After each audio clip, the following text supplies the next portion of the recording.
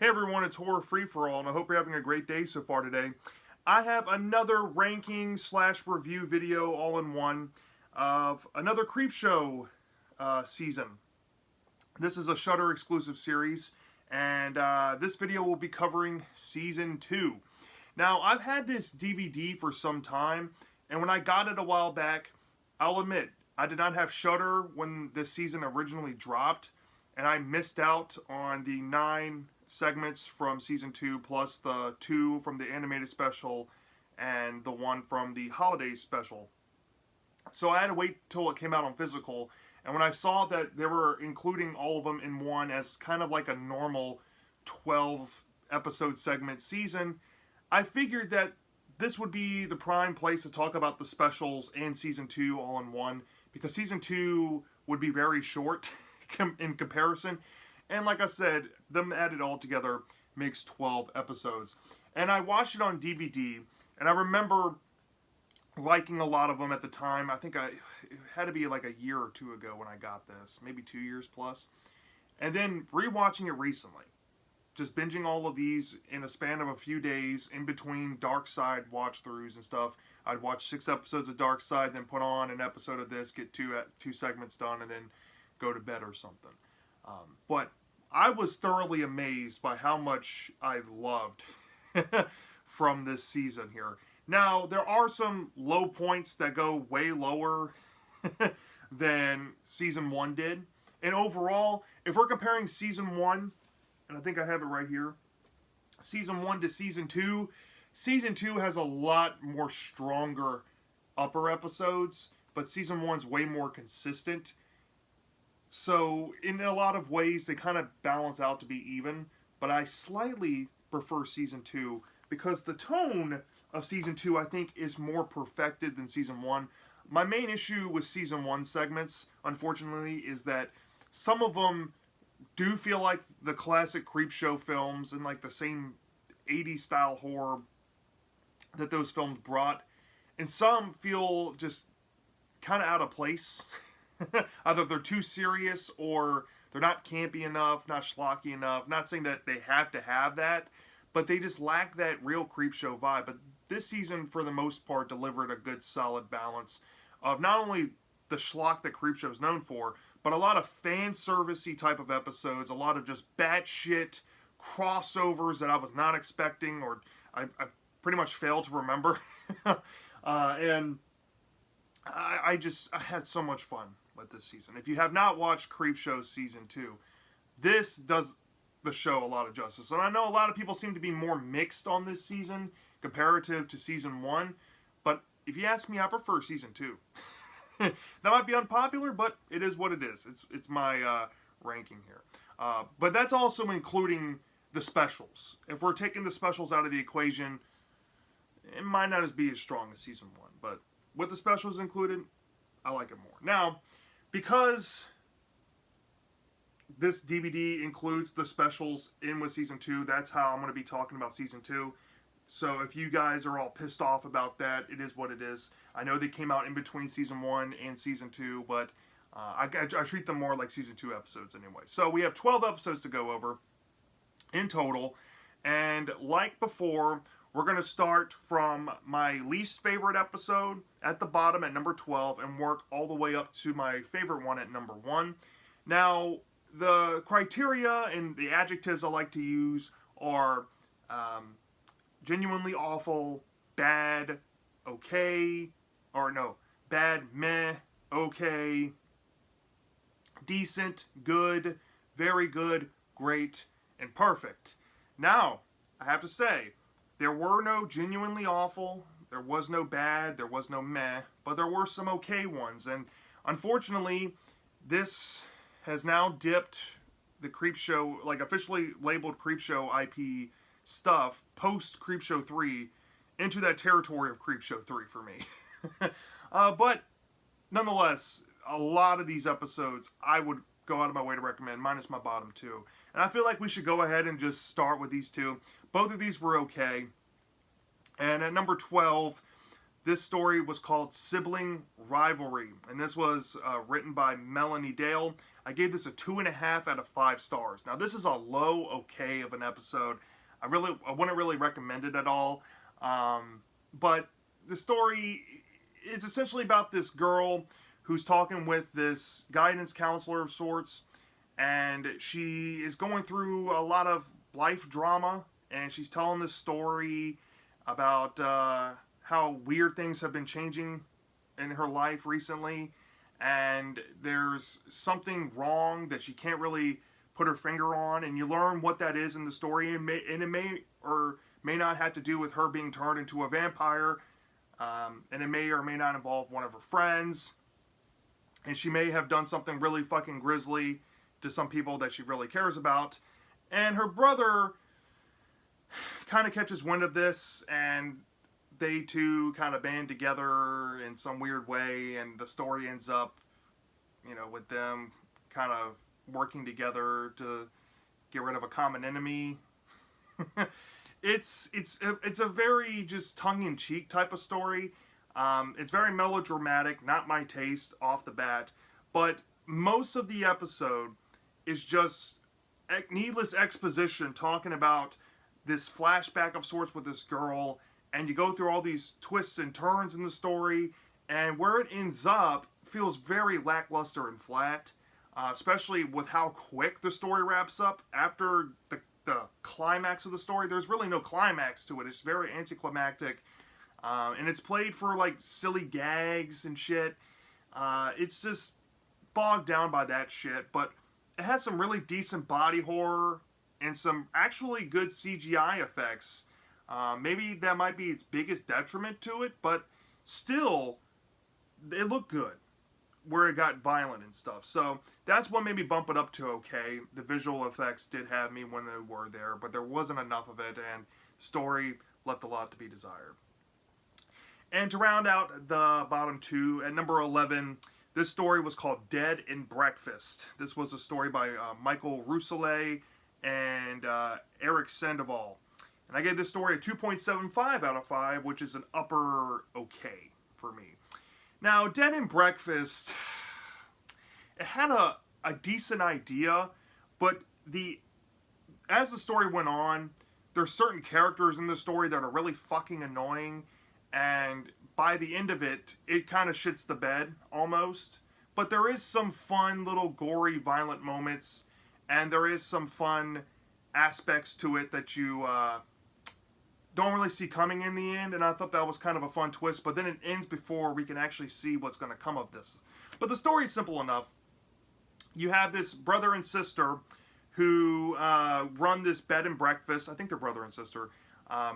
And the house supposedly is linked to their grandparent, who was a mass murderer, supposedly. And the girl, the main character, the woman, really believes in this story. And she goes around promoting that this is a haunted bed and breakfast, or this is a bed and breakfast you need to stay at because there was murders here. And they tend to play these pranks on their guests. And then they get this social media influencer who's really fucking annoying and very modern, and just verbiage is bad, and just the way she carries herself is fucking annoying. But anyways, she comes in the house and she starts like being friendly with them, being like fake up front, and then she'll go on the internet and bash them and say that this house isn't worth staying at, and she's pretty much trashing the reputation. And now all the owners think it's in their hands to prove this to this girl that all this stuff happened, and then that's pretty much the rest of the story of them trying to prove it, and they may or may not do it, and somebody may or may not mentally snap. Yeah, I mean, it has some fun, Stephen King misery moments to it. I wouldn't say quite like that, but there are some moments of like mental tension that kind of work, and I do like some of the blood in this episode. That's why I put it in the upper okay. The ending, though, left a lot to be desired. I think it ended in the complete wrong way. It should have gone further than what we did. But nonetheless, it was an okay episode. A little more recommendable than Sibling Rivalry for me. Alright, at number 10, now we're entering the decent territory. This episode was called The Right Snuff, and this was a story by 3 writers, Paul Dini, Stephen Langford, and Greg Nicotero. I gave the story a 3 out of 5 stars. This one was just, I mean, it has such a fun concept to it. It's a very science fiction-y story. I like the monster of the story. I like kind of the messages involved with it. But it's just not my speed. And it kind of loses me in the story in some parts because some parts feel kind of shoehorned in and forced. But nonetheless, it's a story about these 2 astronauts who are out in space venturing on a long distance journey. And one of them has created a machine that can essentially turn off gravity. Now, what is landmark, what makes this invention a landmark to humanity is that it can be used to, reduce the time of building skyscrapers. It can reduce effects of many other things that gravity has natural effects on in human development. And this can pretty much change human evolution and how travel can be conducted. And there's a lot of hope with this invention. And one of the astronauts is getting all the credit, but the other one isn't. And the one that isn't getting credit starts to kind of spiral mentally. And there's some weird shit like that he thinks he sees that doesn't make fucking sense. And he may or may not do something to this other astronaut with this machine. But once that happens, there's a plot twist involved about who this astronaut really was and who the hell might be behind this creation. And there's a really fucking dark ending to the story in iconic proportions, I should say. And it's kind of effective in that way, but there's just a lot of shit in the story that just feels a little too convenient for me, Like, of course this person is this. Of course they see this and they're going on this cliche, astronaut lonely in space, going to go fucking unhinged and shit. It's a common trope. I think Black Mirror even recently did it. I mean, shit. I mean, the shit's kind of tired. But nonetheless, it was still an entertaining episode. I thought it was decent enough. The ending really put it over for me, though.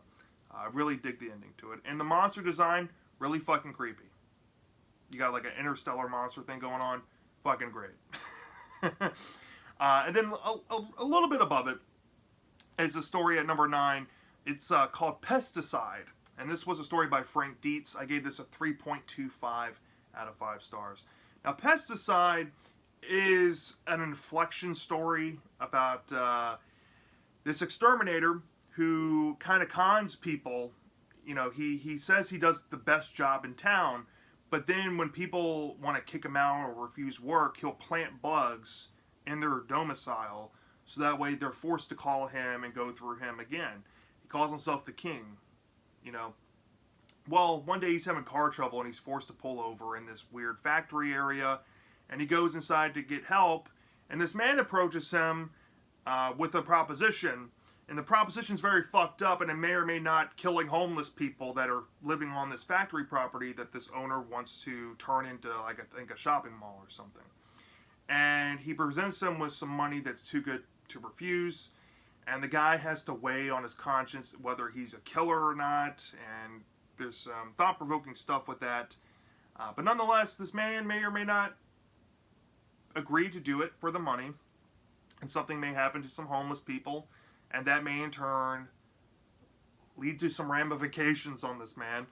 And then it goes very mind-twisty, and this is where the episode completely loses me. It was fine up until that point, and then it starts going into like a dreamscape. What's real, what's reality, what's not. It's very fucking confusing, and it's constantly hobbling in and out of that until the end, where there's this character that was early on in the story has let's say a bigger role involved with the fate of this exterminator guy. And not to mention the beautiful Ashley Lawrence, I think that's her name. She was the star of the Hellraiser movie and the sequel. She was in this episode, and she did a great job. And I think a guy from Walking Dead was in it. I thought the acting was really fun, but the person I want to give the most note to is because he's one of my favorite actors of all time. You might know him as Silverthroat over on Twitter. Keith David. He voiced Gargoyle. He voiced Goliath in Gargoyles. He was in They Live. He was in John Carpenter's The Thing. The man's a living legend. And he was fucking a scene stealer in every scene he was in this episode. Love the ensemble here. Just wish that the story didn't muddle up too much. All right, now we're entering to the good territory. At number 8, this is one of the animated segments from the animated special. And this was Twittering from the Circus of the Dead. This was a story by Joe Hill. And I gave this a 3.5 out of 5 stars. Now, I want to put this up front. I'll go ahead and spoil 8 and 7. 8 is the episode I just mentioned, Twittering from the Circus of the Dead. And number 7 is Survivor Type, which is a story by Stephen King. And they're pretty much separated by 0.25 increments. I think I gave Survivor Type 0.25 more than Twittering from the Circus of the Dead. But the reason why I have these this low on this list, y'all, isn't because of the story. I thought the stories were very good. It's the animation and the visual element completely taking me out of the experience, unfortunately. If we had live action and actual actors and, I want to say perfect effects here, because some of these things would be just monumentally hard. And Survivor Type, they probably would have used a green screen. And Circus of the Dead, they would have had to have a lot of fucking extras to do it. So it wouldn't have been perfect, but as long as they had serviceable effects and makeup, these possibly could have been at the top. But like I said, the animation takes me out. But Twittering from the Circus of the Dead, let's start there. I gave the story a 3.5 out of 5 stars, which is a low good. This story is about this girl who logs this whole story live on Twitter in like a Twitter feed. She is on this trip with her family. She has a brother and a mom and dad, and they're going to some place out in the middle of the desert, but the road gets closed, and the father ends up taking them on a 100-mile detour out in the desert somewhere. And they end up at this circus where these people are dressed up in hazmat suits, and they're taking tickets to let them, enter the tent to see what's inside. And the girl is documenting all of this, and then they say, this is the Circus of the Dead, and there's these people on stilts running away from presumed zombies that are, extras dressed up in makeup. And you learn throughout the story of, is this real or is this really real? And the girl goes through a harrowing journey, potentially losing family members in the process, and potentially even becoming part of the circus of itself. It's a very chilling story. I love the perspective of the story itself. I know this is based on a short story that Joe Hill actually wrote and put into a book called Full Throttle. Makes me want to read it and check it out. But for how unique it was, the animation really fucking was inconsistent. Some of it looked really bad. Very cartoony in the bad way. And like I said, this probably would have been a full point higher if it wasn't for that, unfortunately. But that's really why I put it here. It's a very solid story. And at number 7, same thing, I've already kind of brought it up. It's Survivor Type. It's a story by Stephen King. This is one of his earliest stories I think he ever did, which was kind of cool to see it finally brought into a franchise. And putting it into Creepshow was pretty awesome to see. And I gave this one a 3.75 out of 5. This one was a little bit better in terms of animation consistency, but that's also because there's not a lot of characters going on, not a lot of extras you have to draw in. So the story was able to go a little better in the consistency of it. But still, the animation is the biggest weakness of it. But the story is very captivating. This guy who's a surgeon, he has a monologue talking about how he's ended up on this island with no vegetation, and really the only thing he can eat are seagulls that happen to fly up onto the beach, and he has to hit them with rocks and stuff. And there's a dead body next to him attracting these seagulls, and he's talking about his life story, about how he's grown up, how he's, he had a plan from the start to become a surgeon, and he goes through his life becoming a surgeon and getting wrapped up in the wrong people, getting in trouble with the law, having to go around the law to avoid serving felonious prison time, and he ends up on a cruise ship that ends up sinking, and that's how he's ended up on the island. But after a certain point, you start to realize that this man, he literally has no food options, so he's forced to pretty much look at himself as a item to eat. And I'll just leave it at that. I don't even want to go any further because it's easy to spoil it. But this story was fucking disgusting. This would have been a fantastic body horror segment to do if they had a live actors doing this. But holy shit. The thought about this story is fucking great. I probably would have given this like possibly a 5 out of 5 if they were able to do this justice. But the animation, like I said, it's a little bit better than the other one, but it's still a huge weakness. So that's all I really have to say about Survivor Time. The story itself, still great. Very entertaining. Now at number 6, this segment was called Pipe Screams. And this was written by Daniel Kraus. And I gave this a 3.75 out of 5 as well. This story is very much that classic 80s Creepshow that we all know and love. Kind of like Pesticide in a lot of ways. It would be one of the handful that I would actually say could have been in the Creepshow films back in the day. But this story was really fun. This woman who has lead pipes in her basement of this building that she owns, and she rents to tenants who live in the apartments above, is pretty much blackmailing this plumber to repair the pipes and not replace them completely. And this woman has a long history of like blackmailing, you know, maintenance people that try to come in and do work for her, and she'll take them to court before she pays up and shit. And she's known by the tenants to be just horrible. Well, the plumber is left there pretty much blackmailed to do this, even though it's against his morals and his better judgment. But he soon realizes that there's something in these pipes. And he tries to trace the problem because he's good on his word and he's a man of honor. And he goes up to one of the tenants' apartments upstairs to try to search the pipes to see what could be in the pipes.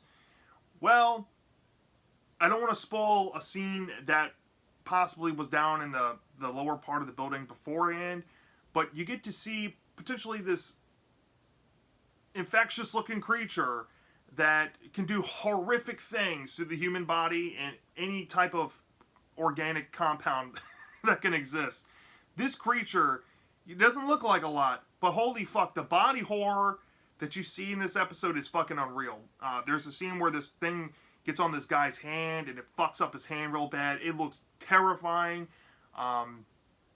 And he ends up getting help from one of the tenants who see this debacle going on with him. He has a couple close calls with it. But they have a plan to get some revenge on the tenant lady, who's a piece of shit. And it's one of those typical revenge stories by the end of it, which is kind of a mild letdown. But it was still entertaining nonetheless. Great acting all around. It was kind of a smaller scale story, but I dug it for a small scale story. It just needed a little more emphasis to put it over in that very good for me. But nonetheless, still a good one.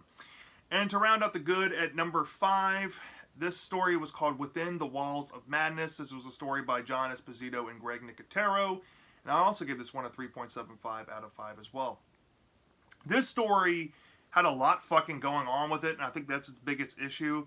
I think it focused in the wrong areas in some parts, but for the most part, it was still a really trippy, acid trip kind of experience. And I did like a lot of the visuals this episode brought. This was a very stylistic episode to just indulge in. But the story's simple. There's like this lab out in the middle of nowhere. I think it's like in a snowy part of the Arctic or something. And these two students, this girl and this guy, are in this facility, but they end up interacting with this fucking creepy ass creature when they get locked in like this walled off room. And when everything in the dust settles, the girl is left there axed to death by the guy, right? And they're asking the guy what happened to the girl, and he's like, well, I saw this creature. And everybody's trying to tell him that he's making this shit up. And he's like, no, you gotta believe me, this shit happened. And the person who runs the place was like, well, you know, let's see if you're telling the truth. And the guy, you know, does some desperate things to break through to her, and he ends up escaping. And there's some truth about the person who's running the organization there.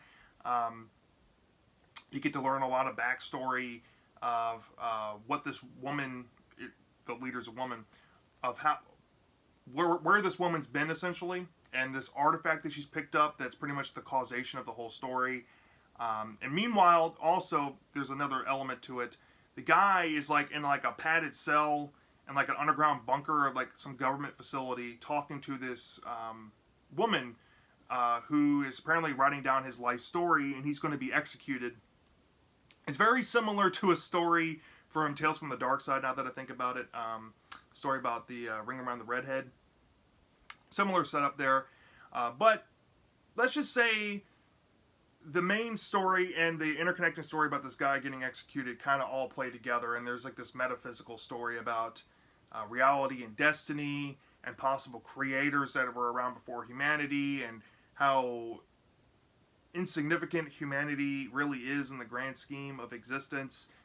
And there's fucking a trippy ass monster. It looks kind of goofy, but what happens with this monster is fucking extraordinary. I had a lot of fun with this. This probably should not work on paper, but this was a damn entertaining episode, and definitely my favorite of the goods, I would say. But my top four, all four of these are pretty much fan service or just over-the-top crossover type of stories, and I love them to pieces. And I did not intend for that, but that's just how it is, okay? And number four, this story was called Model Kid, and this was a story written by John Esposito. I gave this a 4.25 out of 5, which is a very high, very good. This episode was so goddamn good. It's essentially about this kid who lives with his, I guess, sick mom or aunt or something, and he has an uncle that's an abuser to him and doesn't like him, and always makes fun of him for liking horror. He has a huge collection of horror collectibles in his room. He makes models.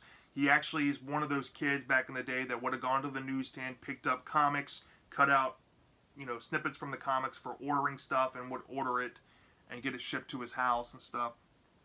So it's kind of like a time capsule of an episode. But throughout the episode, you get the sense that this uncle and him have this estranged relationship. And let's just say one day things go a little too far. He also gets picked on by some kids in the neighborhood. And he realizes that he has this power with these models. Let's just say that he can bring these things to life.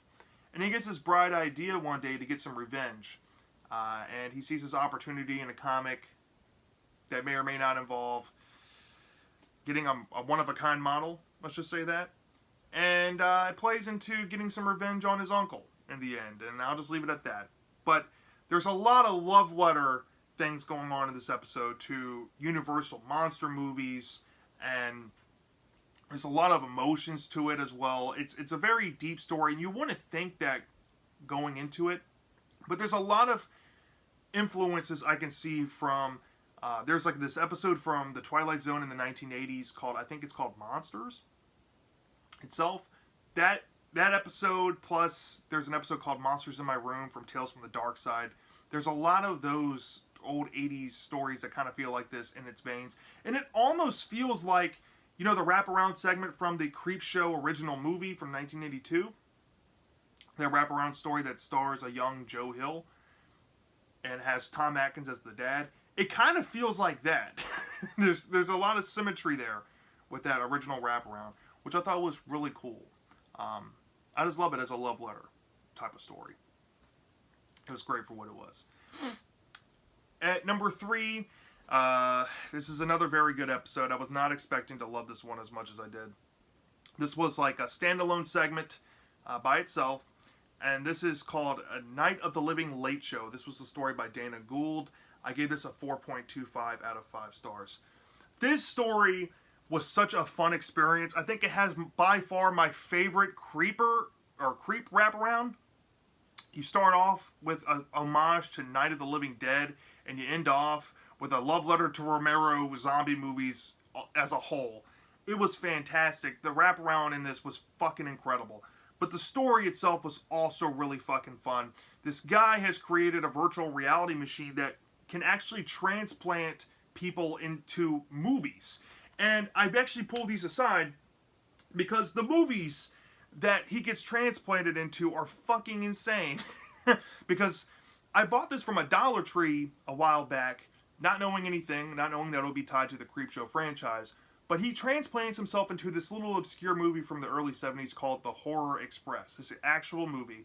And the transference of, the main character played by Justin Long, who did a great job, by the way, going into this classic film, just emulated how much of this drive-in era schlock going on in like the late 60s, early 70s actually took influence from Atomic Age Horror just as much as Creepshow took influence from the comics, from the EC comics. A lot of this stuff did too. And this monster creature definitely plays a part in the story too. There's some fun little gore effects that you actually see from the original movie, and also imprinted on some of the actors in the story. And of course, the story kind of plays out like this. So the guy creates this machine. He gets obsessed with his work, obsessed with his hobby, and his wife, who isn't really interested in that stuff, gets pushed to the side. And there might be some adultery going on with him and a character in the movie, and the wife may find out. And she decides to get some revenge on them. And let's just say that Night of the Living Dead is involved near the end, and that's all I'll say here. But Horror Express and Night of the Living Dead, segments from the actual films are overlaid into this episode. It's fucking phenomenal. I love that. Now, its issues were some of the concepts made no fucking sense. Like the guy, he's in a couple scenes where he's talking to some actors, but he's not really phasing them. And then in other scenes, when his wife comes to kind of like spy on him and see what he's doing in this movie, she can actually influence characters and commit to dialogue and stuff. It's very pick and choose on how the concept works. And the ending is also kind of bleh because a lot of it happens off screen. And I wanted to see how they would go about adding, let's just say, a death scene to Night of the Living Dead. But they didn't really try to do it, unfortunately. But nonetheless, this was a fun, very good episode. Love this one. Now my top two. Oh boy, I love these two to pieces. This one was a great episode. Not quite perfect, but still a great one. This was Shapeshifters Anonymous. This was a story by J.A. Conrath. I gave this a 4.5 out of 5 stars. This was the holiday special, and I kid you not, this is one of the most batshit stories I have ever seen in my life, but in all the fucking best ways possible. So this man, the story is about this man, right? He has these things going on with him lately, and he can't really pinpoint what it is. He's having trouble, like, taking the shit and stuff. And he goes to a proctologist who kind of exposes there's like zippers and coins and car keys, like in his rectum. And he's like, these aren't normal things. I don't eat this stuff.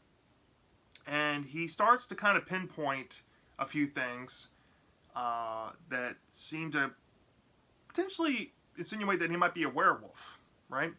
And he looks online one day and finds this place called Shapeshifters Anonymous. And he goes to meet these people who are a variety of were-people. They're not just werewolves, but there's were-cats, were-tortoises, were-boars. There's a guy who doesn't talk. And there's a woman there that's just a fan and likes to dress up like a hippo. And she believes that she's a were-hippo. There's a lot of character dynamics going on. And the characters bounce off of each other so fucking well. This is one of the most entertaining episodes you'll see in the Creepshow franchise, period. They start bonding over this, and they help the guy learn that he actually is a werewolf, and they want to help him go through this process. But nonetheless, it's around the holidays.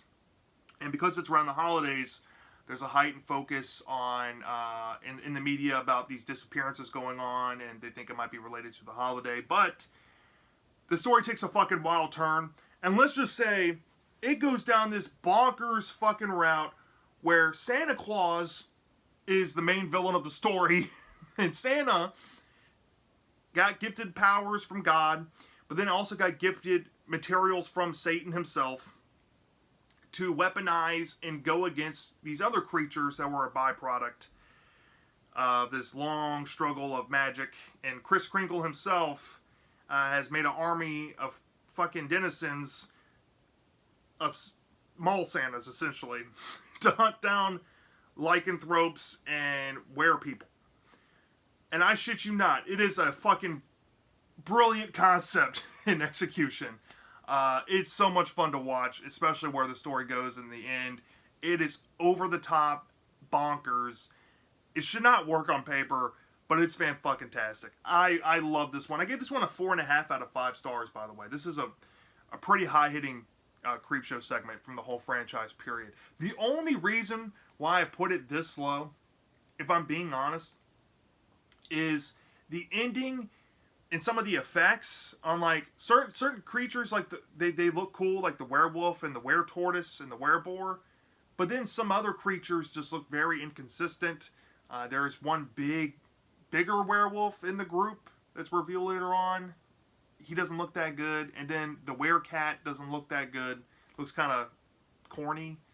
But it's some things in the effects that kind of drag it down for me visually.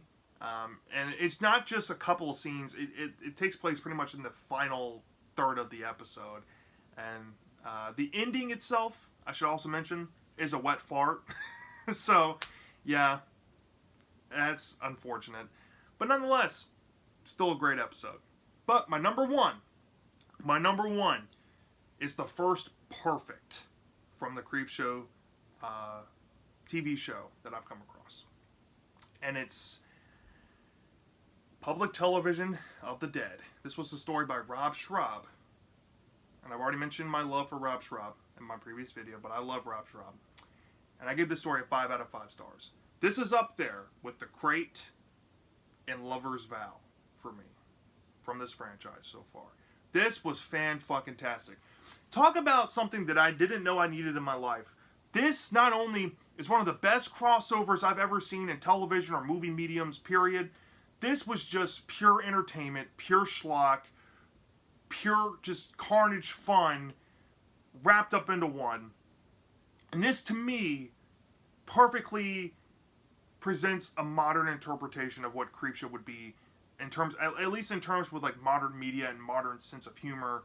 It clicks on so many levels. Yeah, it's not a gripping horror story with a lot of layers to it like Lover's Vow or The Crate. But holy fuck, this story is just perfect for what it's trying to be. Unapologetically schlock in the best ways possible. So, you want to hear what this episode is? This is basically Evil Dead, Sam Raimi and Ted Raimi's Evil Dead meets the Creepshow franchise. But not only that, there's parody characters of public television personalities like Bob Ross and fucking Mr. Rogers. And it's fucking incredible. So the plot is essentially this. This public access studio films a bunch of different shows there. There's a show that covers like a Bob Ross parody of a guy who likes to paint. He's like a war veteran. He's scarred from the war. But he paints really good and he gets a decent amount of viewership. But there's this other girl who has like a puppet show or like a kid's show that wants more airtime. And the problem with that is the network's going to have to close down the show. So they've decided to pretty much axe the Bob Ross parody show here. And the guy seems to have taken the news, kind of amicably, but he tries to make the best of it and wants to finish up shooting whatever episodes he's allowed to finish and do a proper send-off. And there's kind of a bittersweet moment when he does that. But meanwhile, this other show that's also filmed there, it's like this Antique Roadshow spoof, and the host has Ted Raimi himself bring the Necronomicon in, and there's a lot of just meta jokes with Ted Raimi saying, "Well, I've had the Necronomicon in my family for many generations," and the host reads the spell in the Necronomicon that brings alive the Deadites, and Ted Raimi becomes a Deadite, and this shit just goes fucking haywire from here. Oh my god, there's Deadites popping up everywhere in this fucking public access studio. And it essentially comes down to parody Bob Ross versus Deadites. You basically make Bob Ross Ash Williams. It is so fucking perfect. And the way this episode ends, in the way that There's some sly things going on here where Mary may not be live broadcasting to people. It's just perfect. It's so amazing. If there's one episode I have found that is a must-watch from this show, it is this. This was fantastic.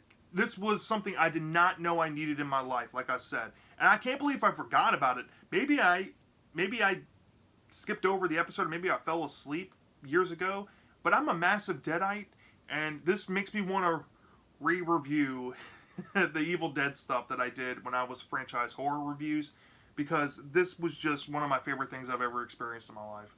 And I mean that genuinely. And I love that the season brought me that. And I love that it's written by Rob Schrab, too. I mean, the guy has done great work with Community. I love his Scud the Disposable Assassin comic. I love that he co-wrote with Dan Harmon one of my favorite movies of all time, Monster House. I've been a massive fan of this guy for years, and this just makes me want to love him even more. But, with that being said, that's my Season 2 review/ranking of Creepshow Season 2, alright? So, let me know down in the comment section. What's your favorite episode? What's your least favorite episodes? How would you rank these, including the 9 episodes that were listed in Season 2, plus the holiday and animated special? How would you formulate that? I'm dying to know. And I'll see you next time.